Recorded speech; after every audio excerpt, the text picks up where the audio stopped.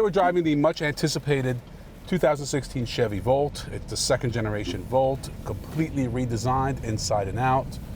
A lot of nice touches. The range is better. Now 53 miles versus about 40 on the outgoing model. This is an interesting vehicle. It's a lot smaller than I thought. It's not technically a plug-in hybrid, but a lot of people classify it as such. It's more like the BMW i3, which is an electric vehicle with a range extender, a gasoline range extender. All in all, you can get about 400 miles on a full tank and a full charge. It takes about 13 hours to charge this on 120 and 4.5 on 220. So those are your charging options. Overall, I like the interior, I like the exterior. I felt the first generation Volt was a little gimmicky. It had this very bright interior that was appealing, and it was certainly catchy, but I think it kind of wore out after a while with owners. And this is a more sophisticated looking interior. Everything is new. The gauges are simpler. You don't have the bouncing balls all over the place. The instrument panel is new, center stack, everything is new on the inside. This vehicle feels a little cramped. There's almost no leg room behind me, and I don't even have the seat all the way back. So that's certainly one area where a vehicle like the Prius has an advantage over the Volt. But the Volt is a great driving vehicle.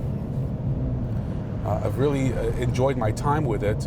We were able to get about 55 miles on a full charge, which was great.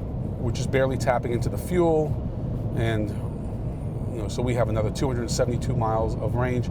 We'll be right over 400 when it's all said and done. So it's efficient, but at a time when gas is about $2 a gallon nationwide, most people don't want to plop $40,000 down for a vehicle like this. It's not the roomiest electric vehicle in the bunch, and it's going to cost you a pretty penny. There are some great incentives out there, the $7,500 federal credit, as well as certain state credits depending on where you live, and not to mention rebates. I think it's a little soon for rebates from GM on this, but they'll be coming very soon as these start to sit on lots. But I do like the sporty nature of this vehicle. The seats are very sporty.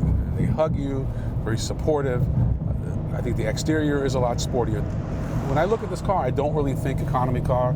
I really think that it's more of a kind of four-door sporty hatchback that happens to be electric. I'm really impressed with the acceleration and handling of the Volt.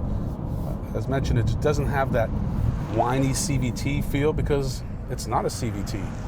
It's basically an electric car, and I've always liked the way electric cars drive. I think this one drives exceptionally well. I like like I said, the instrument panel, I like the steering wheel. Even the shifter is kind of sporty, has this kind of blue electric feel to it. It's something very high tech. The vehicle in general just feels high tech, a lot of great materials.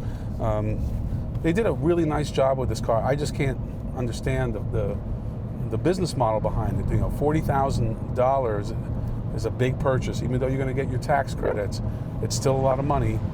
And at the end of the day, I think there are some better options out there.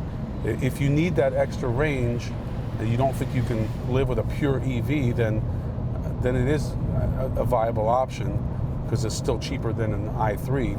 But if you don't need that extra range and you can live with it, then it makes better sense to look somewhere else. Remember, later this year, we're going to get the Chevy Volt with a B, and that's supposed to be a pure EV with a range of 200 miles and a price tag just north of $30,000. Now, if Chevy can pull that off, that's going to be impressive because those are near Tesla numbers for about 1/3 the cost. For now, we have the second generation Volt, a great looking vehicle. I just don't know if I can justify the expense at this point. But I guarantee you, if gas goes back up to $4 a gallon, people will be lining up to get this.